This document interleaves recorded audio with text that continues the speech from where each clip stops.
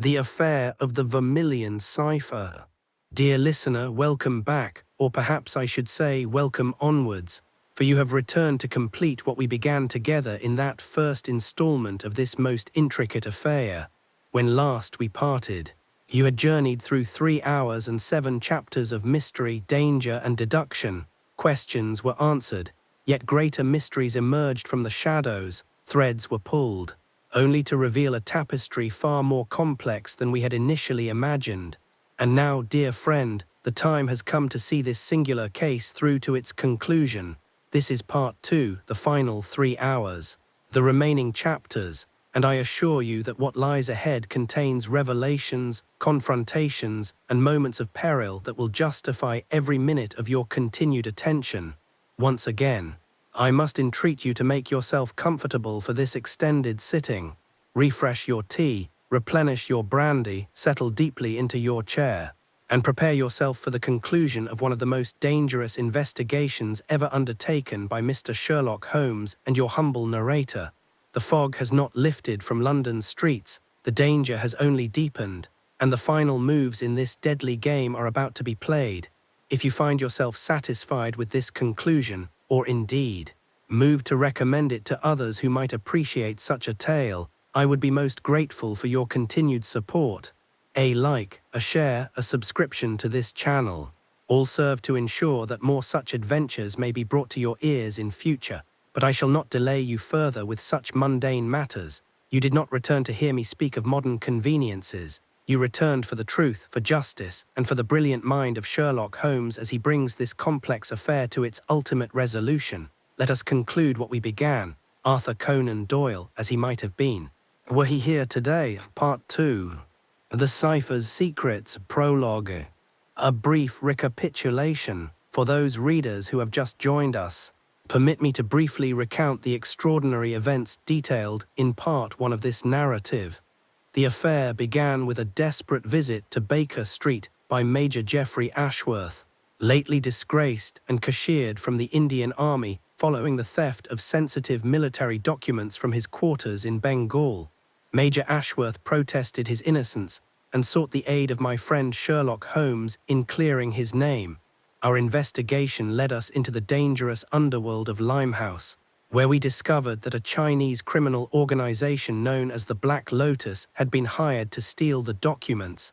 An attempt on Major Ashworth's life revealed the involvement of a mysterious gentleman of means and position who appeared determined to silence the Major permanently.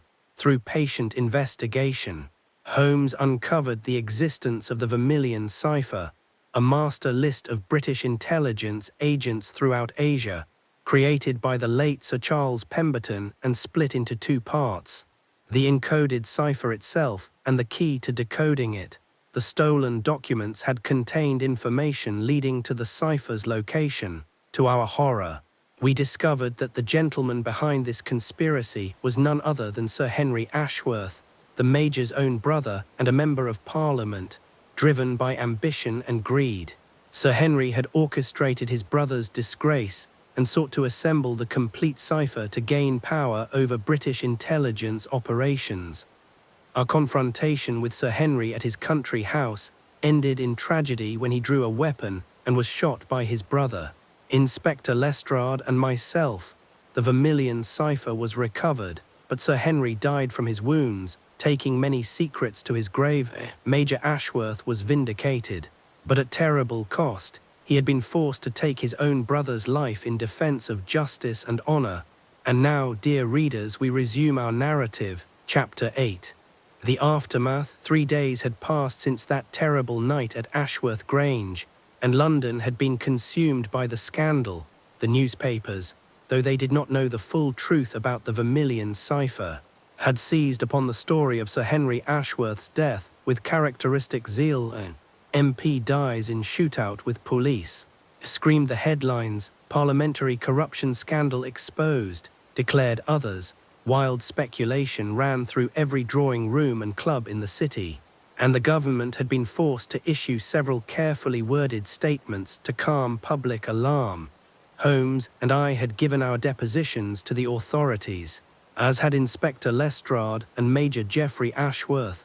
The official account described Sir Henry's involvement in theft and conspiracy, but made no mention of the Vermilion Cipher or its significance. That information remained classified at the highest levels of government, known only to a select few within the Foreign Office and the intelligence services. Major Ashworth had been fully exonerated of all charges related to the theft in Bengal, and his military honors had been restored. But the man I saw when I visited him at his rooms in Kensington bore little resemblance to the proud officer who had first come to Baker Street seeking our help. He was gaunt, his eyes haunted, and he spoke little. The weight of what he had done, killing his own brother, however justified, lay heavy upon his soul. "Dr. Watson," he said as I prepared to depart after examining his healing shoulder wound, "do you believe in redemption? Can a man who has taken a life, even in defense of others, ever truly find peace?" "I believe," I replied carefully, "that a man must be judged by the totality of his actions and the circumstances in which he finds himself. You were faced with an impossible choice, Major, and you chose to protect Mr. Holmes and uphold your duty to your country. That is not murder, that is courage, however painful the consequences." He nodded slowly, but I could see that my words brought him little comfort. I resolved to monitor his condition closely in the coming weeks, for I feared that the psychological wounds he bore might prove more dangerous than any physical injury. Upon returning to Baker Street, I found Holmes in a state of considerable agitation. He was pacing the sitting room, his pipe smoking furiously, his brow furrowed in deep thought. "Ah, Watson," he said as I entered, "how does our client fare? His wound heals well, but his spirits are low. I am concerned about his mental state." "Holmes, the shock of what has occurred may have effects that linger for years. Most unfortunate," Holmes murmured, though his mind was clearly elsewhere. "Watson, something about this affair troubles me greatly. We have recovered the cipher and prevented it from falling into the wrong hands. Sir Henry is dead, the Black Lotus has been disrupted, and Major Ashworth has been vindicated. By all accounts, the case should be closed, and yet, I prompted, "And yet there are loose threads, Watson. Details that do not quite fit into the pattern we have constructed. Consider. We have Sir Henry's confession, extracted under duress, and Shen Wu's testimony, which may or may not be reliable. But we have never actually verified that the document we recovered from Ashworth Grange is the genuine Vermilion Cipher. We have assumed it to be so based on Shen Wu's statements, but what if we are wrong? What if Sir Henry was himself being manipulated, used as a pawn in some larger game?" I felt a chill run down my spine. "Surely you cannot mean—" "I mean, Watson, that we may have solved only part of the puzzle. There are questions that remain unanswered. What became of Lei Chen, the silk merchant who actually carried out the theft in Bengal? Shen Wu claimed not to know his current whereabouts, but I find it unlikely that such a valuable operative would simply disappear. And consider the timing of events. Sir Henry only located the cipher 3 weeks ago, yet the attempts on Major Ashworth's life began shortly thereafter. Why the sudden urgency? What changed? Perhaps Sir Henry feared that Major Ashworth was getting too close to the truth in his own investigations, I suggested. Perhaps, but there is another possibility, one that I have been reluctant to consider until now. What if someone else knew about Sir Henry's quest for the cipher? What if that someone was using Sir Henry to locate the cipher, intending to take it from him once he had assembled both pieces? Good Lord, Holmes. Are you suggesting that there is another player in this game? I am suggesting, Watson, that we may have been looking at the shadow rather than the substance. Sir Henry was ambitious and ruthless, yes, but he was also a fool. He left traces everywhere, made mistakes, drew attention to himself. A truly mastermind criminal would have been more subtle, more patient. I begin to wonder if Sir Henry was intended to be discovered, to be a convenient scapegoat while the true architect of this conspiracy remained hidden. Before I could respond, there came a knock at our door, and Mrs. Hudson entered with a telegram. Holmes tore it open and read it quickly, his expression darkening. "It is from Lieutenant Colonel Forsyth," he said grimly. He writes, "Attempted burglary last night. Key remains safe but house badly damaged. Fear another attempt imminent. Request your immediate assistance. Forsyth, we must go to Bath at once, I exclaimed. Indeed we must, but Watson. This confirms my worst suspicions. The key has not been forgotten. Someone still seeks to obtain it. Someone who knows that the cipher is useless without it. And if Sir Henry did not send those burglars, for he is 3 days dead, then who did? We departed for Bath within the hour, taking the express train that would deliver us to that city by late afternoon. During the journey, Holmes was unusually silent, his mind working through the implications of Forsyth's telegram. I could see the calculations behind his eyes, the endless permutations of possibility being examined and discarded. Watson, he said at last, I want you to be prepared for danger. Whoever is behind this affair has already demonstrated a willingness to commit theft and murder to achieve their ends. They will not hesitate to kill Forsyth or us if we stand in their way. Keep your revolver close at hand. I patted my coat pocket, reassured by the familiar weight of my weapon. I am ready, Holmes. We arrived in Bath as the sun was setting, casting long shadows across the elegant Georgian architecture. A cab conveyed us swiftly to Forsyth's house, and we found the elderly soldier waiting for us at his gate, a shotgun cradled in his arms. Mr. Holmes, Dr. Watson, he said, relief evident in his voice. Thank God you have come. The situation has become most grave. He led us into his house, and we immediately saw the evidence of the attempted burglary. A window had been smashed, furniture overturned, and books pulled from shelves in what was clearly a thorough search of the premises. They came just after midnight, Forsyth explained. 3 men. Perhaps 4. They broke in through the library window while I was asleep upstairs. Mrs. Hobbs, my housekeeper, heard them and woke me. I came down with my shotgun and fired a warning shot. They fled. But not before they had ransacked my study and several other rooms. Did they take anything? Holmes asked, examining the damage with keen interest. Not that I can determine. The key, of course, remains hidden where they could not find it. But Mr. Holmes, they will return, I am certain of it. And next time they may not be frightened away by an old man with a shotgun. You were wise to summon us, Holmes said. Colonel, I believe you are in grave danger. More than that, I believe the key you guard is now the target of a conspiracy even more dangerous than we initially supposed. Sir Henry Ashworth is dead, but someone else, someone with resources and determination, continues to seek the complete Vermilion Cipher. We must set a trap for them, using the key as bait. Forsyth's expression was troubled. Mr. Holmes, I have guarded this key for 5 years. I have sworn an oath to protect it with my life. I cannot simply use it as bait in some trap, nor would I ask you to risk the actual key, Holmes assured him. But consider, Colonel, we can create a convincing duplicate, something that would pass casual inspection. We can then spread word that you have been forced to move the key to a new hiding place due to the burglary. If we arrange for our enemies to discover where this new hiding place is, they will attempt to steal it, and when they do, we shall be waiting for them. A sound plan, Forsyth admitted, but creating a convincing duplicate of the key will not be easy. The engravings are extraordinarily intricate, the work of a master craftsman. Then we shall find a master craftsman, Holmes declared. Watson, do you recall our acquaintance, Mr. Simmons, the jeweller in Bath? He did excellent work for us on the Baskerville affair some years ago. I do indeed, I replied. He is a man of discretion and considerable skill. Then we shall visit him first thing tomorrow morning, Colonel. Tonight Watson and I will remain here with you. I want to examine the house thoroughly, to understand how these burglars gained entry and what they were searching for. There may be clues they left behind that will tell us more about who sent them. We spent the evening conducting a thorough examination of Forsyth's house.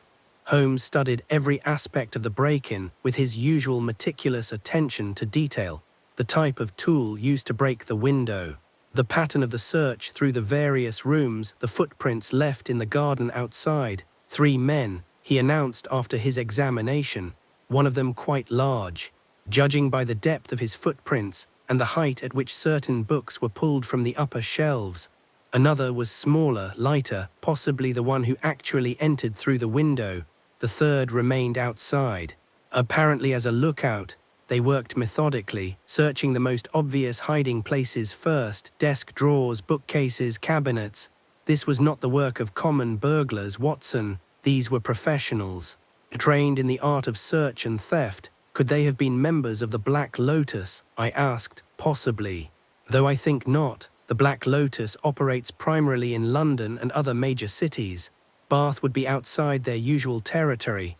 No, I suspect these were English criminals, hired by someone with knowledge of Forsyth's possession of the key, but who could know of it? Forsyth has kept his secret for 5 years. That is the question, Watson. Who else knew? Pemberton is dead. Sir Henry is dead. The only other persons who might have known would be the others on Pemberton's inner circle. Major Blackwood, Captain Waverley and Colonel Hartley, all now dead or far away, unless what? Holmes, unless Sir Henry shared his knowledge with someone else. A confederate, perhaps, someone he trusted to help him obtain the key once he had secured the cipher. Someone who is now acting independently, pursuing the goal that Sir Henry could not achieve. This thought was deeply troubling, and it preoccupied me as we settled in for the night. Forsyth had prepared rooms for us, and I attempted to sleep. But my mind was too active. Every creak of the old house, every whisper of wind against the windows caused me to start and reach for my revolver. But the night passed without incident, and dawn found us all safe. If somewhat weary, after breakfast, Holmes and I walked into the centre of Bath to visit Mr. Simmons, the jeweller. His shop was a small but elegant establishment on Milsom Street, and the man himself was a portly, cheerful fellow with nimble fingers and sharp eyes that missed nothing. Mr. Holmes.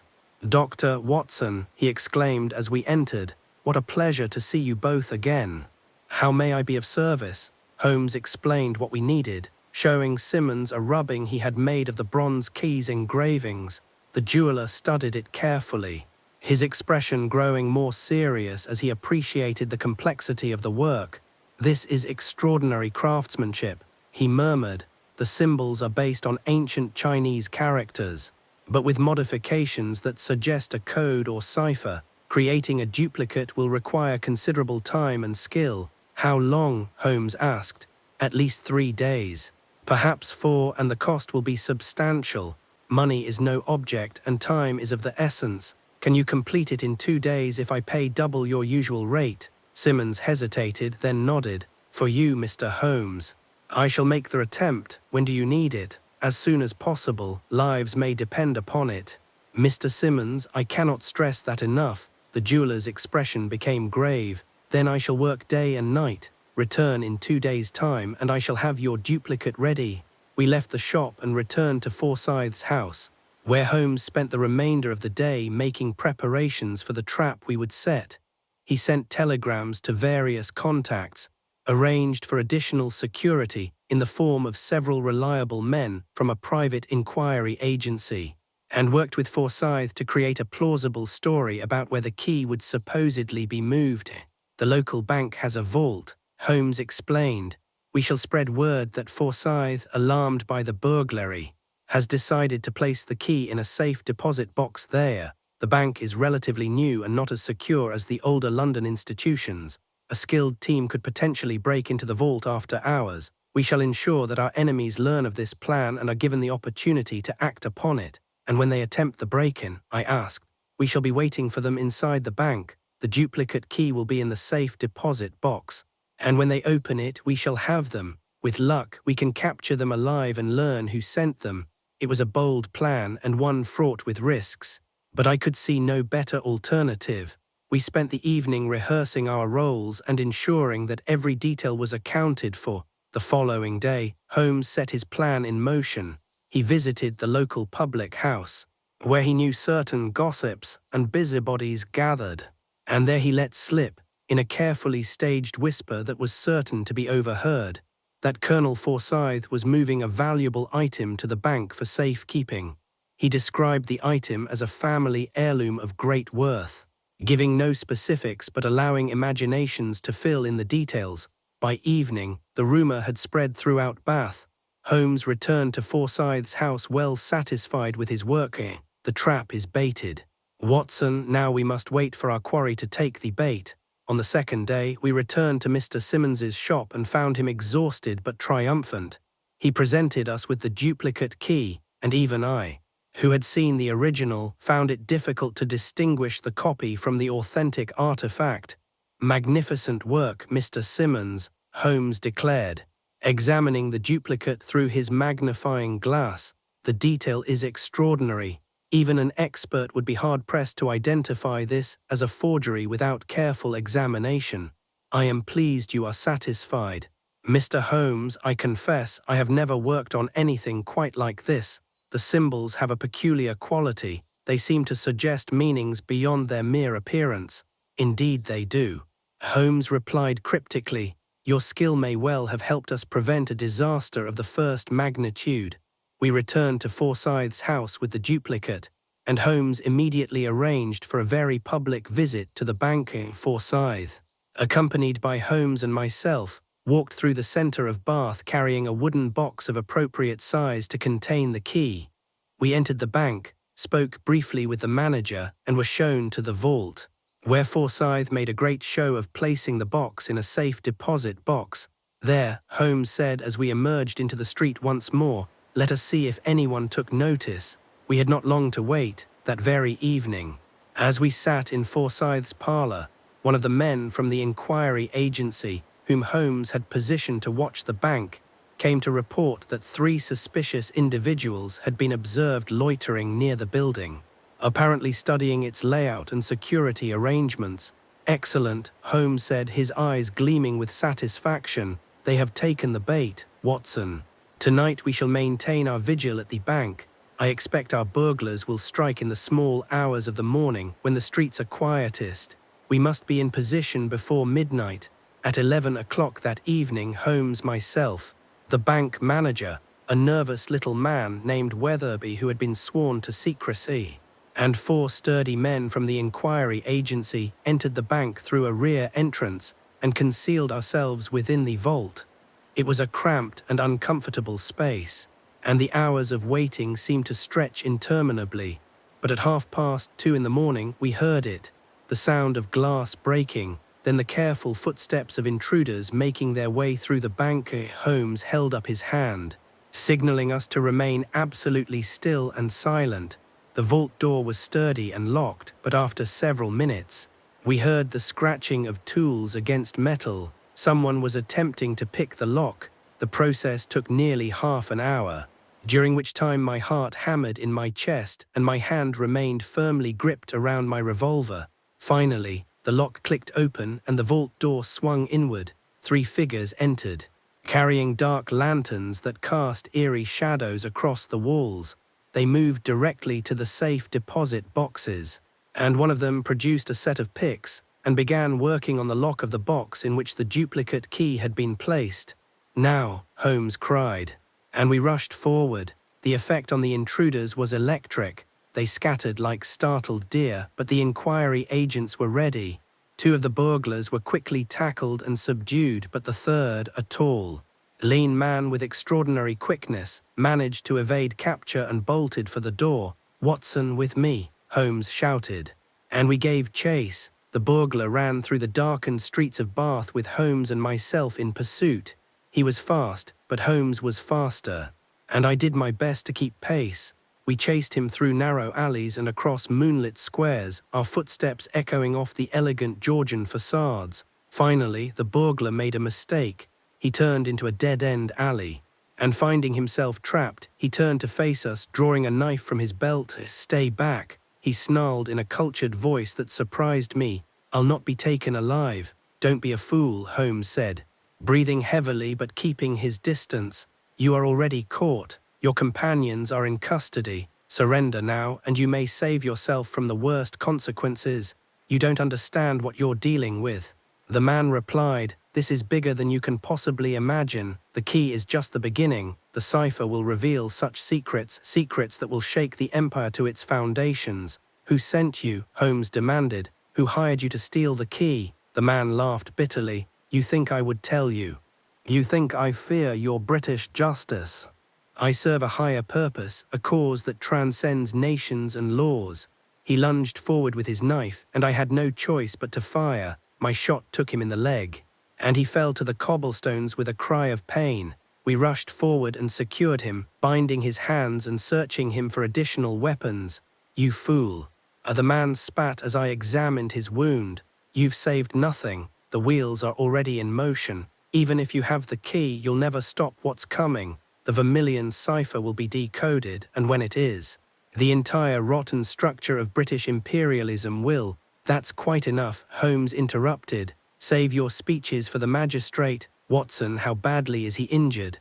"The bullet passed through the calf muscle," I reported. "Painful but not life-threatening. He'll survive to stand trial." We hauled the wounded man back to the bank, where the local police had been summoned and were in the process of arresting the other 2 burglars.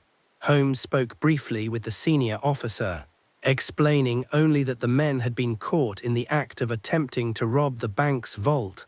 "Excellent work, Mr. Holmes," the officer said. "We'll take them into custody and charge them with attempted burglary. They'll face the assizes next month." "I wonder," Holmes said carefully, "if I might speak with them before you transport them to the jail. I have reason to believe they may be connected to other crimes, and I would like to question them while the events are fresh in their minds." The officer readily agreed, and Holmes spent the next hour interrogating the 3 prisoners. I sat nearby, watching as he employed his various techniques, sometimes threatening, sometimes cajoling, always probing for information that might reveal who had hired them. Finally, as dawn was breaking over the city, Holmes emerged from the interrogation room looking grimly satisfied. "What did you learn?" I asked eagerly. "Much, Watson, though not all that I had hoped. The 3 men are members of a radical political organization that calls itself the Brotherhood of the New Dawn. They believe in the overthrow of what they call imperialist tyranny and the establishment of a new world order based on, well, their ideology is confused and contradictory, but the essential point is that they are fanatics. They were hired to steal the key by someone they know only as the Professor, who promised them that the Vermilion Cipher would provide the means to strike a devastating blow against the British Empire." "The Professor," I repeated. "Holmes, surely you don't think that Professor Moriarty is involved?"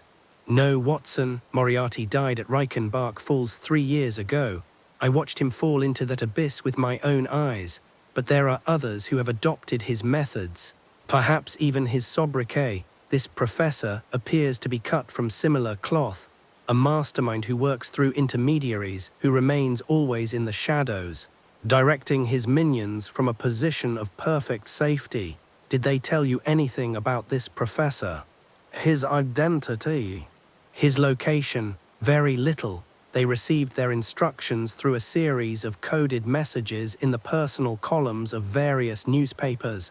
Payment was made in advance, deposited in a bank account under a false name. They have never met the professor face to face, never even heard his voice.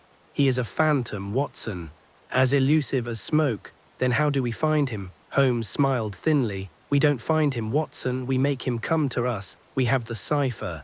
And now we have protected the key, but the professor doesn't know that the key he sought is a fake. If we can convince him that his agents succeeded in stealing it, that they escaped with it before being captured, we may be able to draw him out of hiding. How do we accomplish that? Through carefully planted misinformation. Watson, we shall ensure that certain rumors reach certain ears. We shall create a trail that leads to a location of our choosing. And when the professor comes to claim his prize, we shall be waiting for him." It was an audacious plan, but I had learned to trust Holmes's instincts in such matters. We returned to Forsyth's house and spent the remainder of the morning preparing our strategy. Chapter 9. The Professor's Game. Back in London 3 days later, Holmes set about implementing his elaborate scheme to draw out the mysterious professor. He began by planting a story in the newspapers about the attempted robbery in Bath, carefully crafted to suggest that while 3 men had been captured, a 4th had escaped with an item of great value from the bank vault. "The art of deception, Watson," Holmes explained as we read the newspaper account over breakfast, "lies not in what you say but in what you allow others to believe. I have not actually lied in this account. I have merely omitted certain details and arranged the facts in such a way that the natural conclusion is false. The professor will read this and believe that one of his agents successfully obtained the key, but surely he will attempt to contact that supposed fourth agent. I objected. Indeed he will, and when he does, he will receive a response from us. I have already arranged to intercept any messages placed in the personal columns under the codes that the 3 captured burglars revealed. When the professor attempts to establish contact, I shall respond in such a way as to lead him to believe that his agent requires payment and wishes to hand over the key in person. And where will this supposed exchange take place? That is the critical question. Watson, it must be a location that seems plausible to the professor, somewhere discreet, where a criminal transaction could take place without arousing suspicion, but also a location where we can control the circumstances and ensure that he cannot escape once he reveals himself.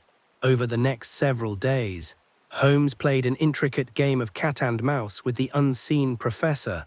Messages appeared in the personal columns of the Times and the Daily Telegraph, written in a simple code that the captured burglars had used. Holmes responded to each one, carefully building a picture of an agent who had the key and was willing to sell it to the highest bidder, but who was nervous and demanded assurances of safety. "I am dangling the bait, Watson," Holmes explained, "but I must not let the professor seize it too quickly. He must be made to work for it, to convince me of his bona fides, to invest time and effort in the negotiation. The more he invests, the less likely he is to abandon the attempt if he begins to suspect a trap." Finally, after a week of this elaborate correspondence, Holmes announced that the meeting was set tomorrow night at the old warehouse in Rotherhithe. The professor has agreed to come personally to inspect the key before making payment. He has been convinced that his agent will deal with no intermediary. Watson, we must prepare ourselves carefully. This may be our only chance to confront him. I confess that I felt considerable trepidation at the prospect. We were dealing with a criminal mastermind of unknown capabilities, someone who had orchestrated a conspiracy spanning years and continents, and we were proposing to confront him in a deserted warehouse, far from help, with only our wits and our weapons to protect us. But Holmes was undeterred by the danger. "We shall take precautions, of course," he assured me. "Inspector Lestrade and several of his most trusted men will be positioned nearby, ready to intervene if needed. But I want the professor to believe he is meeting with a lone agent, someone he can control or eliminate if necessary. Only then will he reveal himself." The following evening found us in Rotherhithe, a shabby district of warehouses and wharves along the southern bank of the Thames. The warehouse Holmes had selected for the meeting was a decrepit structure that had once stored imported goods but had fallen into disuse years ago. Its isolation made it perfect for our purposes, though I could not help but note that the same isolation made it potentially dangerous if events turned against us. Holmes had transformed himself once more, this time into a rough-looking character of the criminal class. His clothes were shabby, his face smudged with dirt, and he had affected a slouching posture that completely changed his bearing. In his pocket, carefully wrapped, was the duplicate key. "I shall go in alone, Watson," he said as we approached the warehouse. "You will position yourself at the window there." He pointed to a grimy pane of glass on the second floor, "where you can observe the meeting and provide covering fire if needed. Lestrade and his men are concealed in the building across the street. At the first sign of trouble, whistle 3 times and they will come running." "Holmes, I don't like this," I protested. If anything goes wrong, Watson, I am relying upon you to ensure that this professor does not escape. He must be captured or killed. The secrets he seeks could compromise the security of the entire empire. Do you understand?" I nodded grimly. "I understand." I made my way to the second floor of the warehouse and positioned myself at the window. From there, I had a clear view of the ground floor below, where Holmes stood waiting in a pool of lamplight, the sole illumination in the otherwise darkened building. The minutes crawled by. 8 o'clock came and went, then 9. I began to wonder if the professor would appear at all, if he had somehow detected our trap and decided to abandon the meeting. Then, at 9:15, I heard the sound of footsteps outside the warehouse. The door creaked open, and a figure entered. I had expected someone sinister, someone whose appearance would mark him as a criminal mastermind. What I saw instead shocked me to my core. The man who entered the warehouse was elderly, perhaps 70 years of age. With white hair and a stooped posture, he walked with the aid of a cane, and his clothing was that of a respectable gentleman. A well-cut suit, a silk cravat and a top hat. He looked, in short, like someone's kindly grandfather. Not a dangerous criminal, but his eyes were a different matter. Even from my position above, I could see the fierce intelligence burning in those eyes. The cold calculation that evaluated every detail of his surroundings. "You have the key?" the old man asked, his voice surprisingly strong for one of his apparent age. "I have it," Holmes replied in his assumed rough accent. "But first I want to see the money, £5,000 as we agreed." "All in good time," the old man said, moving closer. "First, let me see the key. I must verify its authenticity." Holmes produced the duplicate and held it up to the light. The old man reached for it, but Holmes pulled it back. "Money first," he insisted. The old man smiled, and it was not a pleasant expression. "I think not," he said softly. And then, with startling speed for one of his age, he raised his cane and squeezed its handle. There was a sharp hissing sound, and a thin stream of vapor shot from the tip of the cane toward Holmes's face. Holmes, with reflexes born of long practice, threw himself backward, but not quickly enough. The vapor caught him on the shoulder and neck, and I saw him stagger. I had my revolver out in an instant, but I dared not fire for fear of hitting Holmes. Instead, I blew 3 sharp blasts on my whistle and scrambled for the stairs. By the time I reached the ground floor, the old man had seized the key from Holmes's weakening grasp and was making for the door. Holmes was on his knees, one hand clutched to his neck, his face contorted with pain. "Stop," I commanded, pointing my revolver at the fleeing figure. The old man turned, and for a moment our eyes met. What I saw there chilled me, not fear but amusement.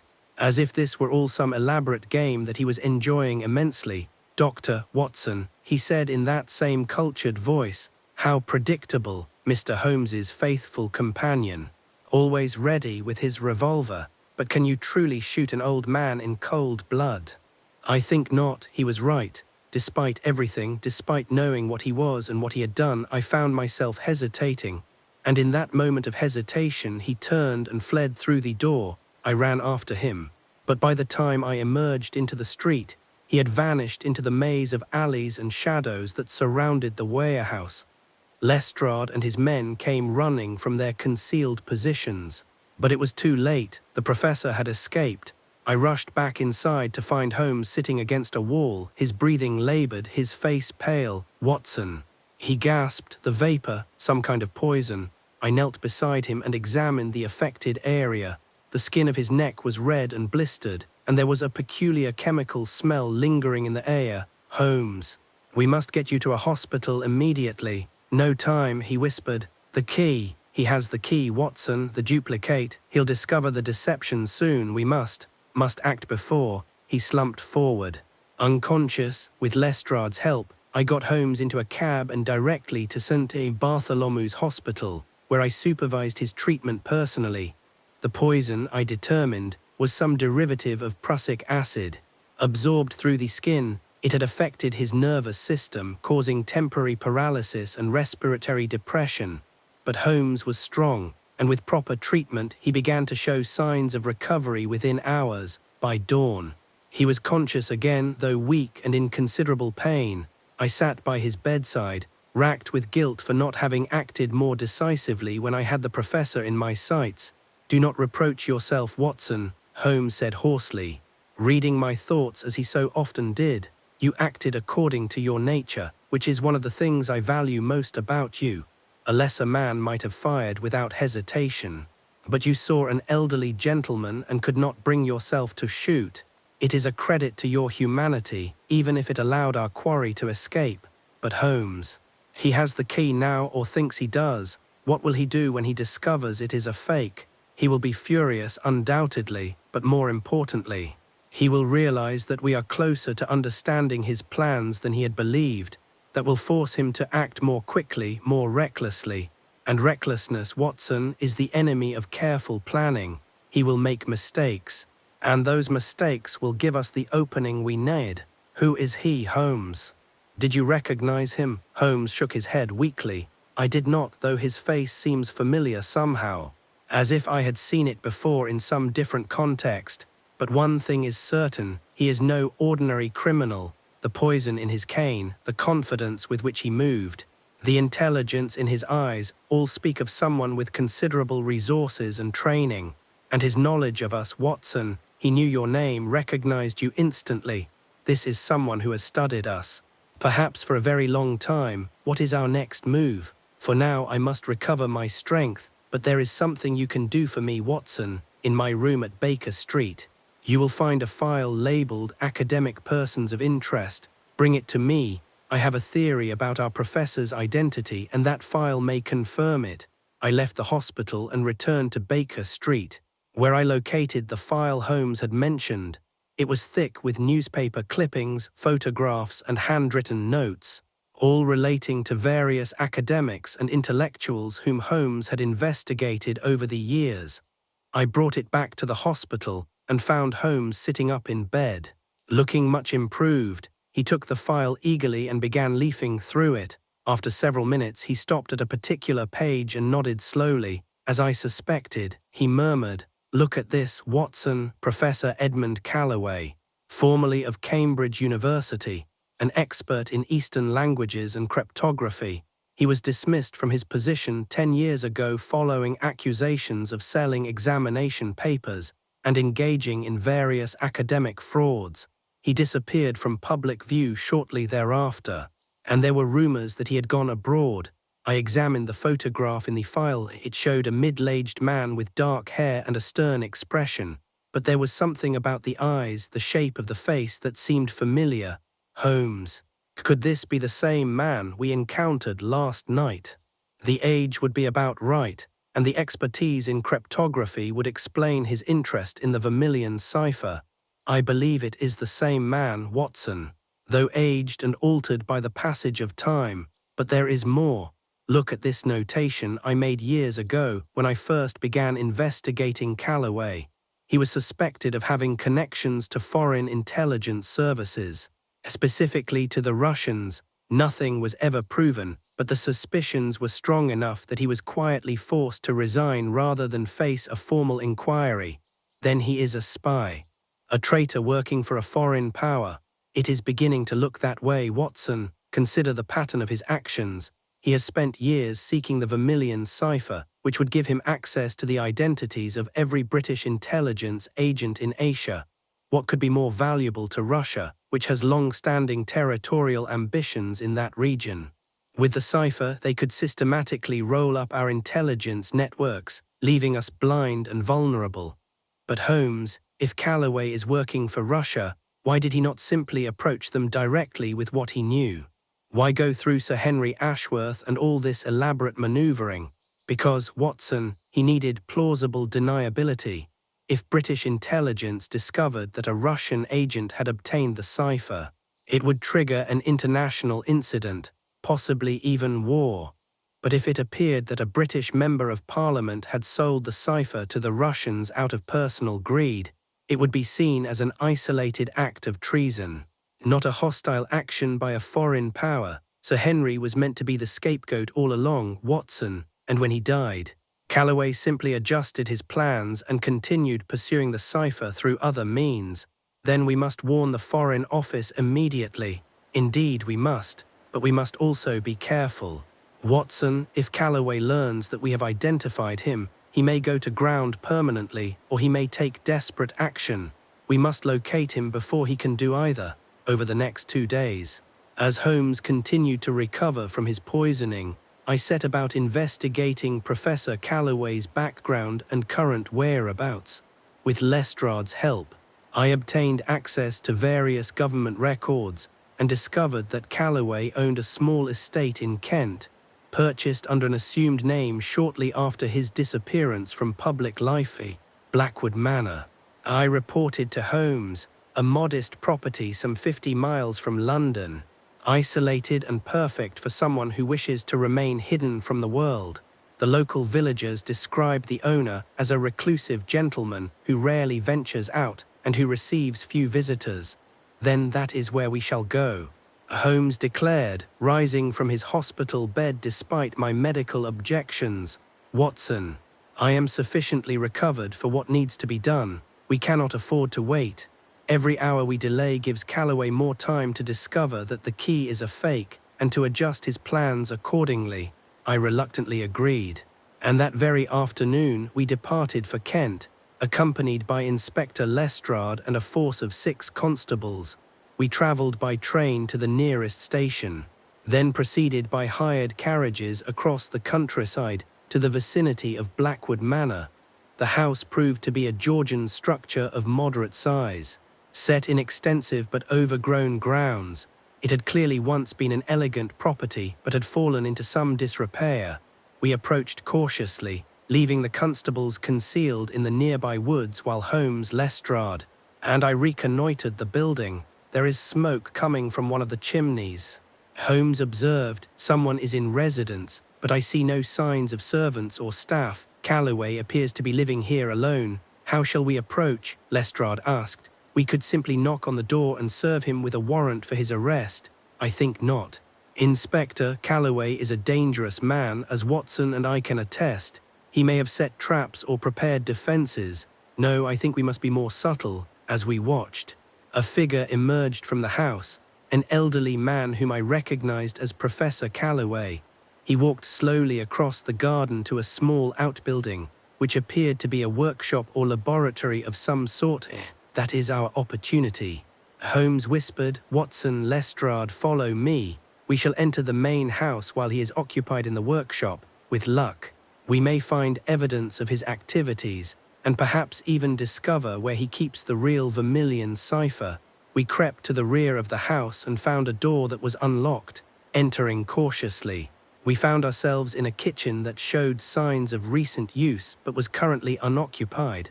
From there, we made our way through the ground floor, searching quickly but methodically through the various rooms. In what appeared to be Calloway's study, we struck gold. The room was filled with documents, maps, and correspondence, all relating to his conspiracy. There were letters from Russian intelligence officers, payments for various agents including Shen Wu, and detailed notes on the Vermilion Cipher and its significance. Holmes, look at this, I said, picking up a leather-bound journal. It appears to be Calloway's personal diary. He's documented everything: the recruitment of Sir Henry, the theft from Major Ashworth, his plans for obtaining the key. Holmes seized the journal and leafed through it rapidly. Excellent work, Watson. This is exactly the evidence we need to prove his guilt. But where is the cipher itself? He must keep it somewhere secure. We searched the study thoroughly but found no trace of the cipher. Holmes stood in the center of the room, his eyes closed, thinking. If I were Calloway, he murmured, where would I hide something of such value? Not in a safe, too obvious. Not buried in the grounds, too risky, as it might be damaged by moisture. It must be somewhere in this house. Somewhere he can access easily, but where it would not be found by casual search. His eyes snapped open, and he strode to the bookshelf that lined one wall, running his fingers along the spines of the books. He stopped at a particular volume, a thick tome on Chinese history. He pulled it from the shelf, and I heard a soft click. A section of the bookshelf swung outward, revealing a hidden compartment behind it. Inside the compartment was a small wooden box. Holmes opened it carefully, and there, resting on a bed of silk, was a document covered with the same strange symbols I had seen in Sir Henry's study. The Vermilion Cipher. Holmes breathed. Watson, we have it. The genuine article this time. But even as he spoke, we heard a sound from the doorway. We turned to see Professor Calloway standing there, and in his hand was not a cane but a very modern and efficient-looking revolver. Gentlemen, he said with icy calm, I believe you have something that belongs to me. Chapter 10. The final confrontation. For a moment, we stood frozen in a tableau of mutual surprise. Calloway in the doorway with his weapon trained upon us, Holmes with the cipher in his hands, Lestrade and I with our own revolvers still holstered, our hands moving instinctively toward them. I would advise against it, Dr. Watson, Inspector, Calloway said, his voice perfectly steady. I am an excellent shot, and at this range I could kill all three of you before you could draw your weapons.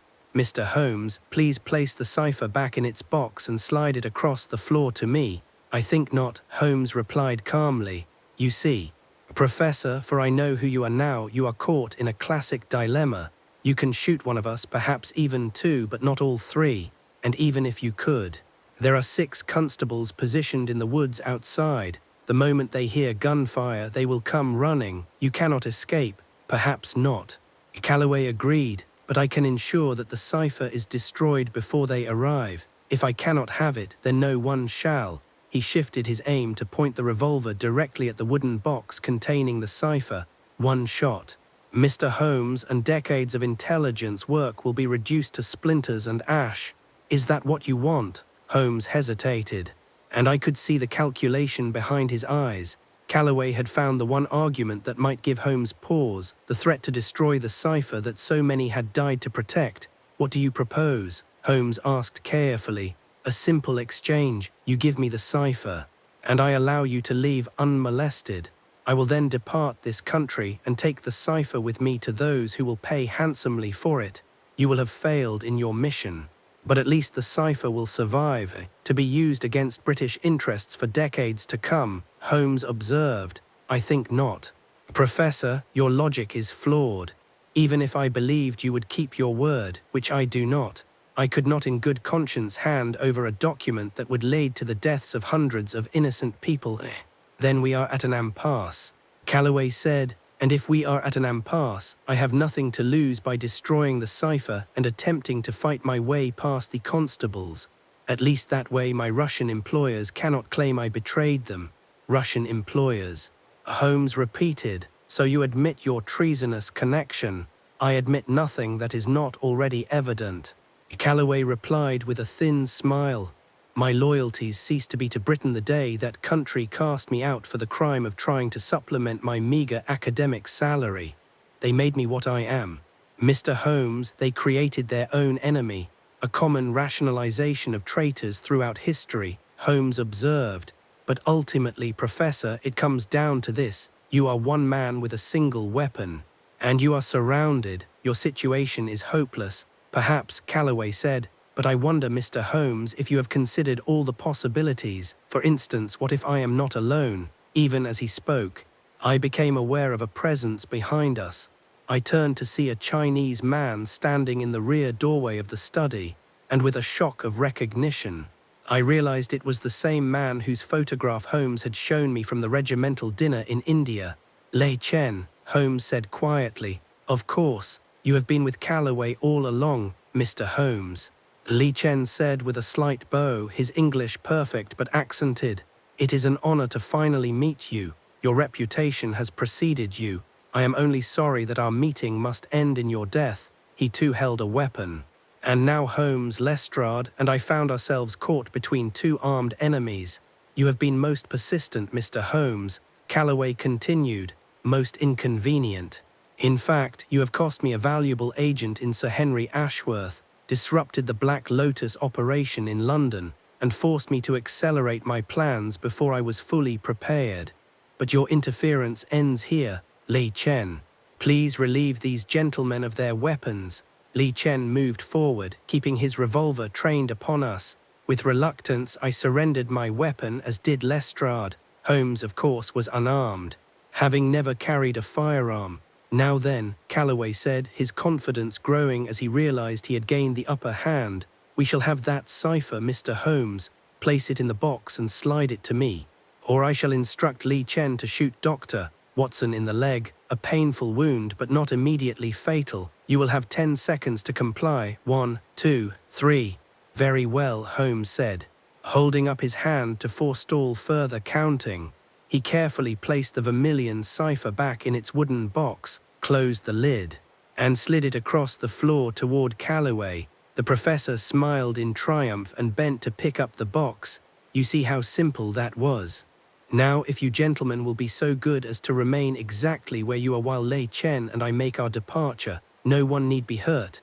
But Holmes had other plans. As Calloway bent down, Holmes's foot shot out, kicking the box away from the professor's reaching hand. In the same instant, Holmes threw himself backward, knocking Lestrade and me to the floor behind a heavy desk. Chaos erupted.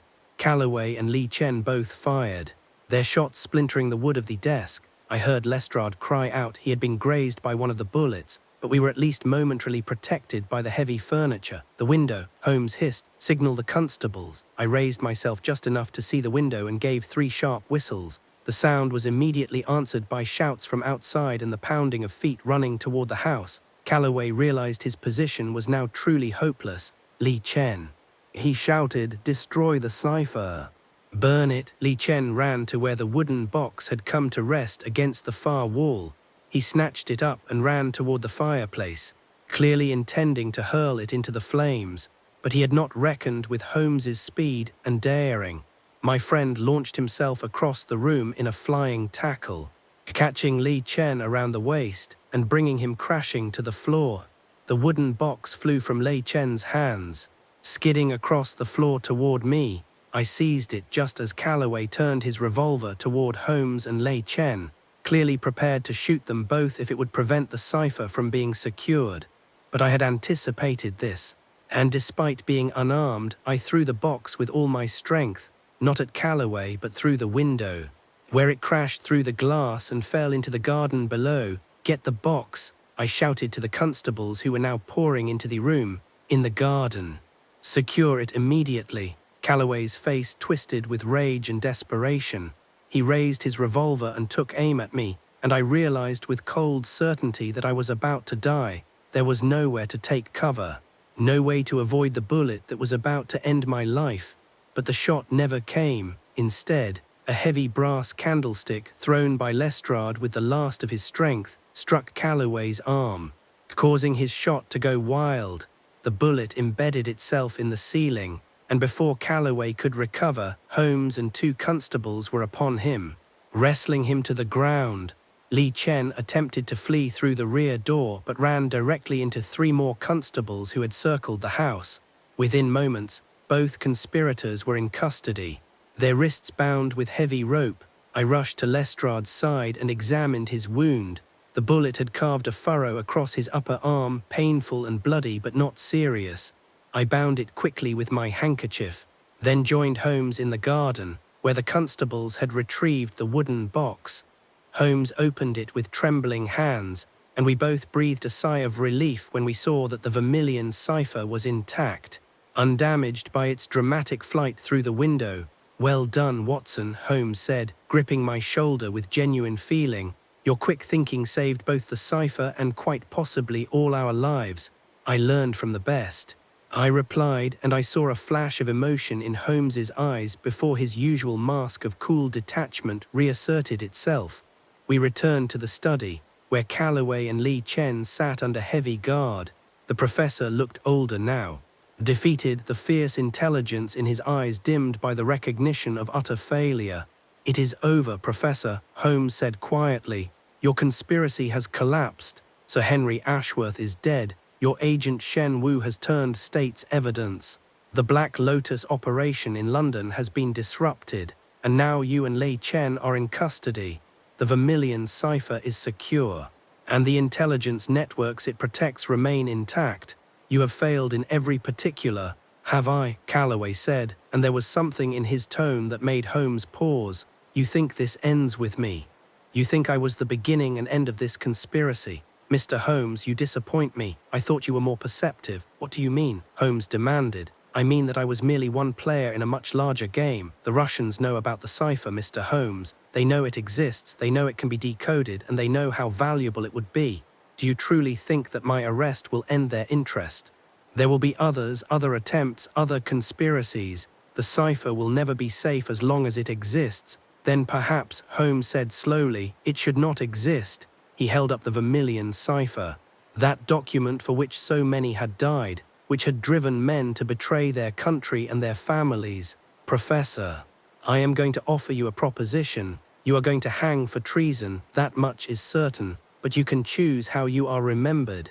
You can die as a common traitor, motivated by greed and spite, or you can die as a man who, at the very end, chose to serve his country one final time. What are you suggesting? Calloway asked warily.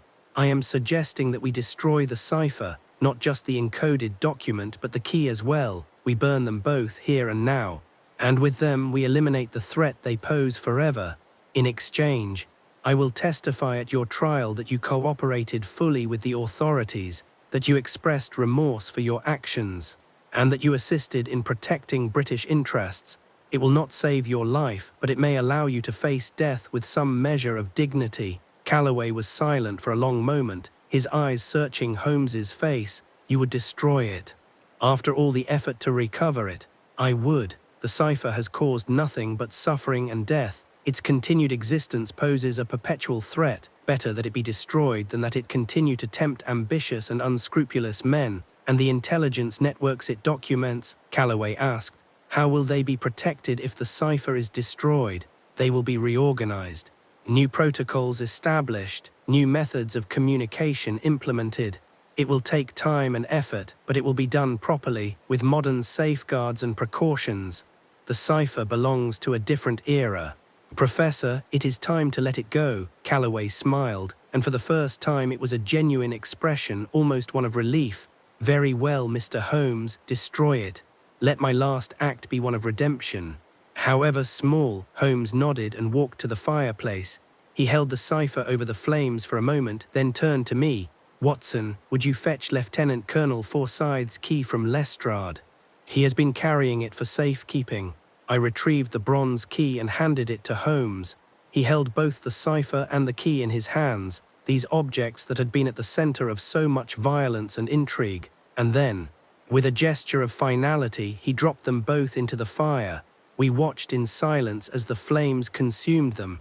The paper of the cipher blackened and curled, the ancient symbols disappearing in smoke and ash. The bronze key glowed red-hot, its intricate engravings melting and deforming until they were unrecognizable. Within minutes, both were gone, reduced to nothing more than ash and twisted metal. It is done, Holmes said quietly. The Vermilion Cipher is no more. Chapter 11. Resolutions and Reflections. The trial of Professor Edmund Calloway and Li Chen took place 6 weeks later at the Old Bailey and attracted considerable public attention. The full details of the conspiracy were revealed, including Sir Henry Ashworth's involvement, the operations of the Black Lotus, and the attempts to steal British intelligence secrets for delivery to foreign powers. Holmes testified as he had promised, speaking of Calloway's final cooperation and his decision to allow the destruction of the cipher. The judge took note of this testimony, but as Holmes had predicted, it did little to alter the outcome. Both Calloway and Li Chen were found guilty of high treason and sentenced to death by hanging. I attended the execution, not out of any morbid fascination, but because I felt I owed it to Calloway to witness the end of the man who, however misguided, had at least chosen redemption in his final hours. He faced death with dignity, speaking no last words, his face calm as the hood was placed over his head. Li Chen, by contrast, remained defiant to the end, cursing the British Empire and proclaiming his loyalty to what he called the cause of Asian liberation. I found his death more disturbing, for there was in his words an echo of beliefs that would, I suspected, cause further conflicts in the years to come. Major Geoffrey Ashworth was present at the trial, sitting in the public gallery, his face a mask of conflicting emotions as the full extent of his brother's betrayal was revealed. After the verdict was delivered, he approached Holmes and me outside the courthouse. Mr. Holmes, Dr. Watson, he said, his voice hoarse with emotion, I wanted to thank you both for all you have done. You have cleared my name, restored my honor, and brought my brother's killers to justice. But I confess that I feel no sense of satisfaction, only a great weariness and sadness. That is understandable, Major, Holmes replied gently. You have endured a terrible ordeal, and no verdict can erase the pain of what you have experienced. But you must remember that you acted with honor throughout. You were a victim, not a perpetrator. You have nothing for which to reproach yourself, except that I killed my own brother, Ashworth said bitterly. You defended an innocent man and prevented a dangerous criminal from escaping justice. I interjected. Your brother made his choices, Major. He chose ambition over family, greed over honor. You are not responsible for his actions or their consequences. Ashworth nodded slowly. Though I could see that our words brought him little comfort. What will you do now? Holmes asked. I am reinstating into the army, Ashworth replied. The War Office has offered me a position with the intelligence services. Ironically enough, they believe my experience in this affair qualifies me for such work. I have accepted. Perhaps in serving my country I can find some measure of peace. We shook hands and I watched him walk away. A solitary figure bearing his burdens with quiet courage. I hoped that he would indeed find the peace he sought, though I suspected that the scars would never fully heal. In the days following the trial, Holmes received a visit from a senior official of the Foreign Office, a grave gentleman who thanked him for his discretion in handling the affair and assured him that His Majesty's government was deeply grateful for his services. The destruction of the cipher was the correct decision, Mr. Holmes. The official said it posed too great a risk, and as you suggested, we are implementing new protocols and safeguards for our intelligence operations. The era of master lists and single points of failure is past. Security must now be distributed, compartmentalized, resilient against compromise. I am pleased to hear it, Holmes replied, though I confess I sometimes wonder if we humans are not too fond of secrets. Perhaps if nations were more open with one another, there would be less need for espionage and all the suffering it brings. The official smiled sadly. A noble sentiment, Mr. Holmes, but I fear it is one that will not come to fruition in our lifetimes, human nature being what it is. There will always be nations seeking advantage over their rivals, and therefore there will always be a need for intelligence services. But perhaps we can at least ensure that such work is conducted with greater care and wisdom than in the past. After the official departed, Holmes lapsed into one of his moods of dark reflection. He sat in his armchair for hours, smoking pipe after pipe, staring into the fire, lost in thoughts he did not share. Finally, late in the evening, he spoke. Watson, do you ever wonder if we do more harm than good in our investigations? The question surprised me. What do you mean, Holmes? I mean that we expose secrets, Watson. We drag hidden things into the light. In this case, we revealed Sir Henry Ashworth as a traitor, destroyed his reputation posthumously, and brought shame upon his family. We sent 2 men to the gallows. We disrupted an entire criminal organization, yes, but in doing so, we may have created power vacuums that will be filled by even more dangerous elements. Are we truly making the world better, or are we simply stirring up trouble? Holmes, I said firmly, you saved hundreds of lives by recovering and destroying the Vermilion Cipher. You vindicated an innocent man and brought dangerous criminals to justice. You have nothing for which to reproach yourself, perhaps, he said quietly, but I cannot help thinking of Sir Henry Ashworth, driven to betrayal by ambition and financial need, of Li Chen, motivated by a sincere if misguided belief in his cause, of Professor Calloway, cast out by the very society he then betrayed. Were they truly evil, Watson, or were they simply men who made terrible choices under difficult circumstances? Does it matter? I asked. Evil intentions or not, their actions would have had catastrophic consequences. You stopped them, that is what matters. Holmes turned to look at me, and I saw a rare vulnerability in his eyes. I suppose you are right, old friend, but sometimes I wonder if the world is simply too complex, too morally ambiguous, for the simple categories of good and evil that we try to impose upon it. Perhaps it is. I conceded, but that does not mean we should cease trying to do good and prevent evil as we understand them. Perfection may be impossible, Holmes, but that does not excuse inaction. He smiled then, a genuine expression of warmth and affection. Watson, you have an enviable clarity of moral vision. It is one of your greatest strengths, and one of the reasons I value your friendship so highly. We sat together in companionable silence, watching the fire burn low, each lost in our own thoughts about the extraordinary case that had consumed the past weeks of our lives. Chapter 12. The loose thread, 2 weeks after the execution of Calloway and Lei Chen. I believed the affair of the Vermilion Cipher to be finally concluded. Holmes had returned to his usual routine of cases, a small matter of blackmail involving a prominent actress, a puzzle concerning the disappearance of a valuable painting, and various minor inquiries that occupied his time but did not fully engage his formidable intellect. Then, on a grey afternoon in late April, Inspector Lestrade appeared at Baker Street with a troubled expression on his face. "Mr. Holmes, Dr. Watson," he said, accepting a chair and a glass of whiskey with gratitude, "I've come across something that may be of interest to you, though I confess I'm not sure what to make of it." "Proceed, Inspector," Holmes said, his attention immediately focused.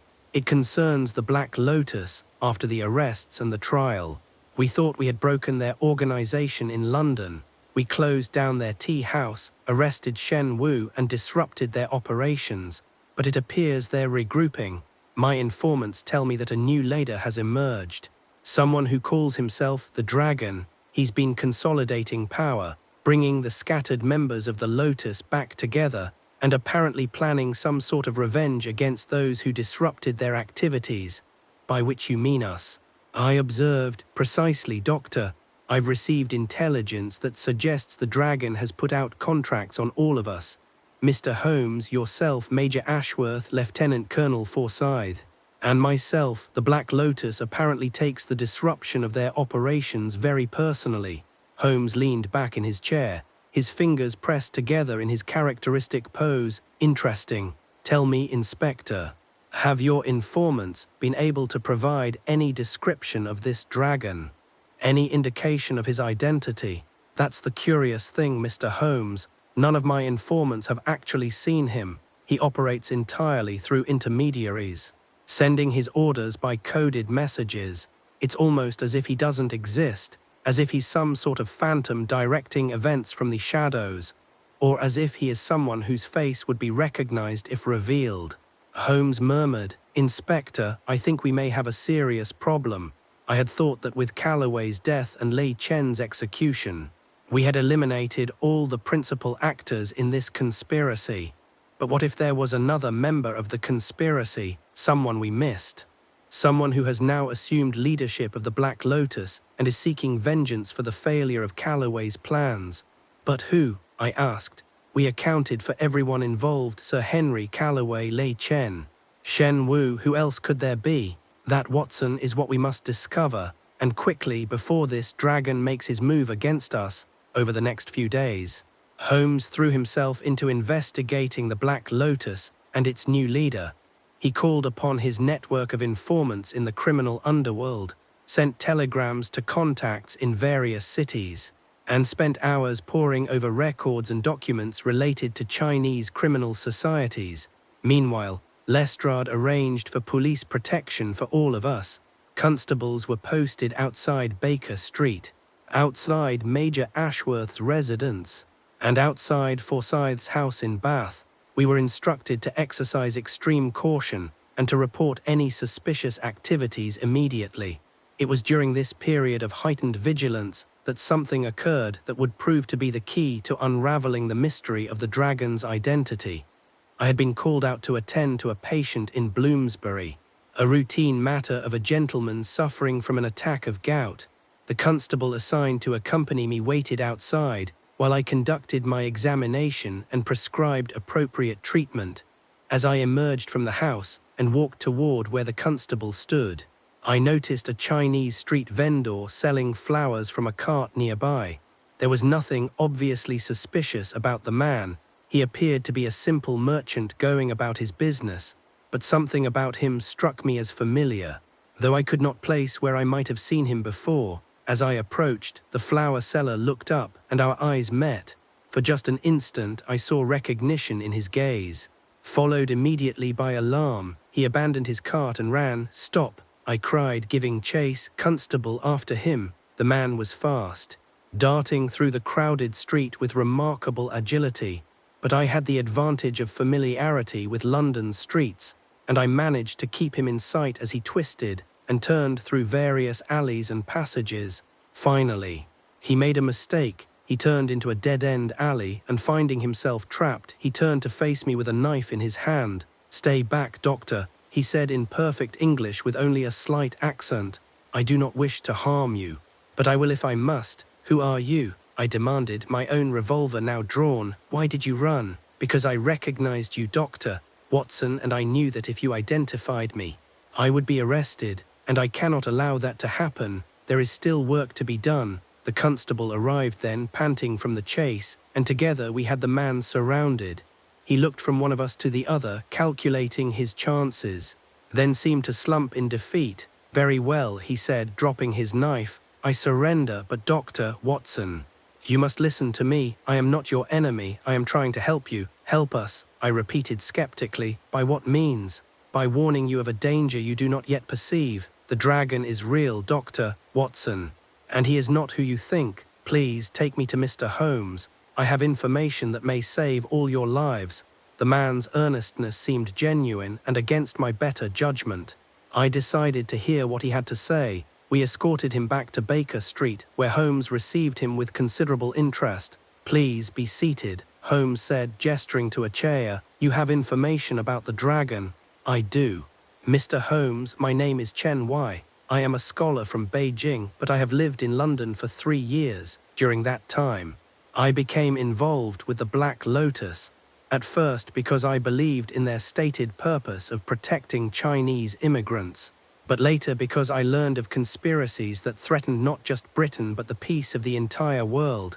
"Go on," Holmes urged. "The dragon is not a Chinese criminal, Mr. Holmes. He is an Englishman, a former military officer who has assumed leadership of the Lotus for his own purposes. He was working with Professor Calloway all along, but he remained hidden, directing events from the shadows when Calloway was captured. The dragon simply continued the plan on his own." "His identity?" Holmes asked sharply. "I do not know his real name, but I know he was one of the officers who served under Sir Charles Pemberton in India. He is one of the 4 men to whom Pemberton entrusted knowledge of the Vermilion Cipher." Holmes's eyes widened almost imperceptibly. "Major Edmund Blackwood, that is the name I have heard whispered." Chen Wei confirmed. "He is supposed to be in Cairo, but I believe he has been in London all along, using an agent to impersonate him in Egypt while he pursues his plans here." Holmes sprang to his feet. "Watson, we have been blind. Blackwood was the one name we never properly investigated because we assumed his absence made him irrelevant. But what if that absence was itself a deception? What if he has been the true mastermind all along? But what is his purpose now?" I asked. "The cipher has been destroyed. What can he hope to achieve? Revenge, perhaps?"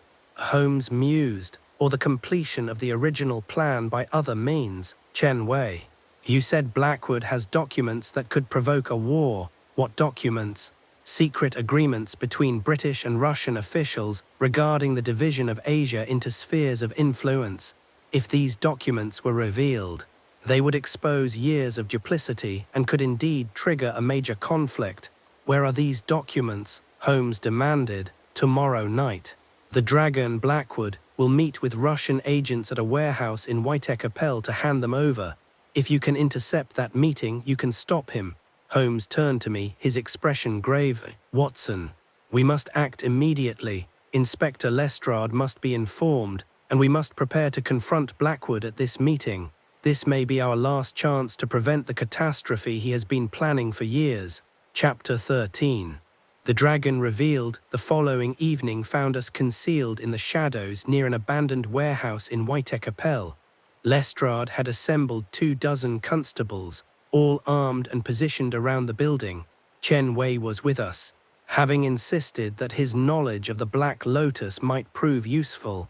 As midnight approached, figures began to appear. First came 3 Chinese men, members of the Black Lotus, who entered the warehouse to prepare for their master's arrival. Then came 3 Europeans in dark coats, walking nervously and glancing about. "The Russian agents," Chen Wei whispered. Finally, at midnight, a carriage arrived and a cloaked figure emerged. Even in the darkness, I could sense the authority in his bearing, the confidence of a man who believed himself invincible. "That is the dragon," Chen Wei confirmed. We waited until the cloaked figure entered the warehouse, then Holmes gave the signal. We burst through the doors. Constables flooding in from all sides. The scene inside was illuminated by several lanterns. The cloaked figure stood in the center, facing the Russian agents. Between them, on a wooden crate, lay several folders. "I believe that transaction is concluded," Holmes announced, his voice echoing through the warehouse. The dragon turned slowly. "Sherlock Holmes," he said, his voice disguised by the cloak wrapped around his face. "I should have known you would interfere." "It's over," Holmes declared. "You are surrounded. Surrender at once." "Over," the dragon laughed. "Mr. Holmes, you understand nothing." With a sudden gesture, he signaled his guards, and the warehouse erupted into violence. Shots were fired, men struggled, and in the chaos, the dragon seized the folders and ran for a rear exit. "After him," Holmes shouted. We pursued him through a maze of alleys, Holmes in the lead. Finally, we cornered him in a narrow courtyard with no escape. "There is nowhere to run," Holmes said. "Give us the documents." "Never," the dragon snarled. He drew a match. "One move and I burn everything." "Why?" Holmes asked. "Why go to such lengths? What do you hope to achieve?" "Justice, Mr. Holmes. The empire that cast me aside, that used me and then discarded me like refuse. I will see it burn. Show your face," Holmes commanded. "Let us see the man behind the dragon." For a moment the figure hesitated. Then, with a dramatic gesture, he pulled back his cloak and scarf. Major Edmund Blackwood stood before us, his face twisted with bitterness and rage. "Blackwood," I gasped. "But you're in Cairo." "Am I?" He laughed coldly. "An agent has been playing my role in Egypt while I pursued my true work here. And what work it has been. Years of planning, of careful manipulation, all leading to this moment." "You manipulated Sir Henry," Holmes said. "You used Calloway, you orchestrated everything." "Of course I did. Sir Henry was a fool, blinded by ambition. Calloway was useful but ultimately expendable. And now, Mr. Holmes, you will watch as I destroy the evidence you sought and escape to complete my mission." But Holmes had anticipated this. Even as Blackwood struck the match, Holmes kicked the folders from his hands. They scattered across the ground. The match extinguishing in the dirt, Blackwood drew a knife and lunged at Holmes. I fired my revolver, striking Blackwood in the shoulder. He staggered but kept fighting, his desperation lending him strength. We struggled desperately until finally, constables arrived and subdued him. He was bound and disarmed, his plans in ruins. "It's over, Blackwood," Holmes said quietly. "Your conspiracy is finished." Blackwood looked up at us, and in his eyes I saw not defeat but a terrible, fanatical certainty. "You've won nothing, Holmes. The Empire is doomed. I merely sought to hasten what history has already decreed." "Perhaps," Holmes replied, "but not today, not by your hand." Chapter 14. Justice and Aftermath. The trial of Major Edmund Blackwood was held in secret, the evidence too sensitive for public disclosure. He was found guilty of high treason, conspiracy, and murder. His sentence was death. During the weeks between trial and execution, Holmes visited him once in his cell. He returned troubled, saying only, "Blackwood remains convinced of his righteousness." Such certainty in the face of all evidence to the contrary is perhaps the most dangerous quality a man can possess. The execution took place on a cold morning in December. I attended, feeling it my duty to witness the end. Blackwood went to his death without remorse. His final words a prediction of imperial collapse. The documents he had sought to give the Russians were secured and eventually destroyed. The potential crisis was averted. Colonel Geoffrey Ashworth was fully exonerated and promoted, though the weight of having killed his own brother never truly left him. He continued his service with distinction, but remained a haunted man until his death many years later. Lieutenant Colonel Forsyth lived peacefully in Bath until passing away in his sleep in 1899. His duty faithfully discharged to the end, Chen Wei was granted asylum and British citizenship for his crucial assistance. He became a respected scholar and translator, dedicating his life to building understanding between cultures.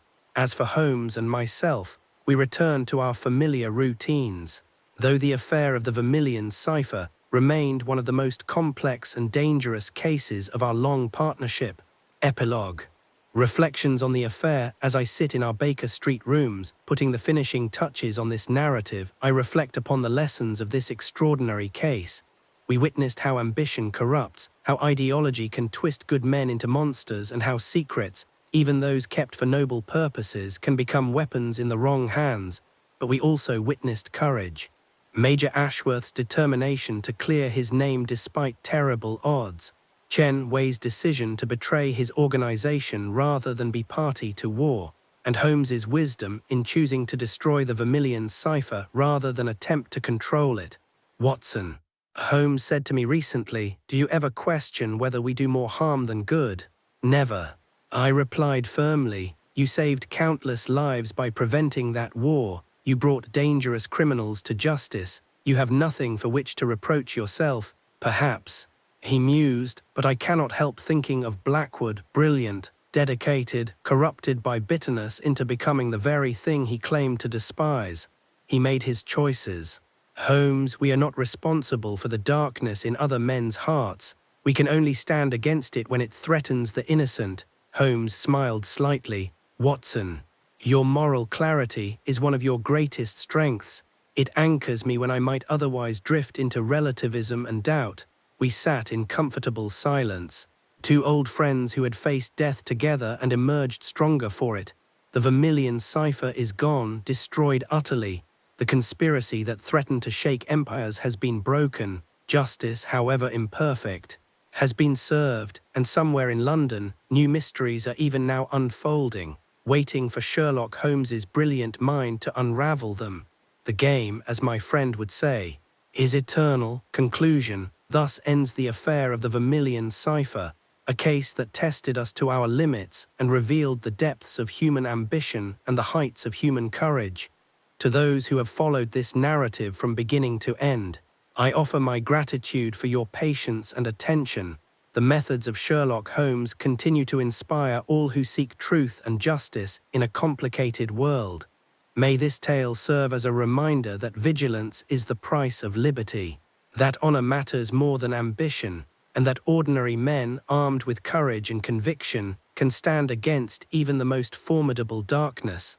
I remain, as always, your faithful chronicler of the greatest detective who ever lived, John H. Watson, M.D.